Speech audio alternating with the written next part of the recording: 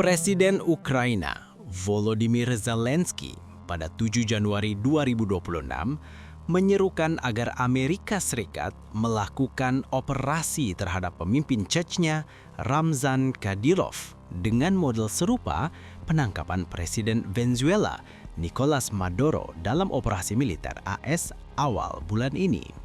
Zelensky mengatakan kepada wartawan bahwa tindakan tersebut bisa memberikan tekanan kuat kepada Presiden Rusia Vladimir Putin dan membantu mempercepat pembicaraan damai di tengah perang Rusia-Ukraina.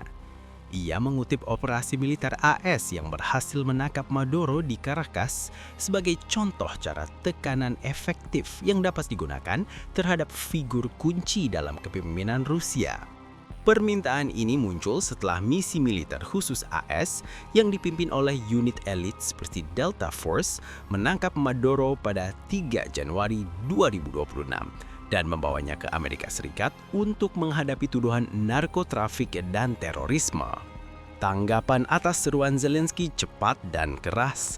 Ramzan Kadyrov mengecamnya sebagai provokatif, menyebut Zelensky pengecut yang tidak memiliki keberanian untuk menghadapi musuhnya sendiri dan hanya berani menyerang dari jauh, seperti yang dilaporkan oleh sejumlah media internasional.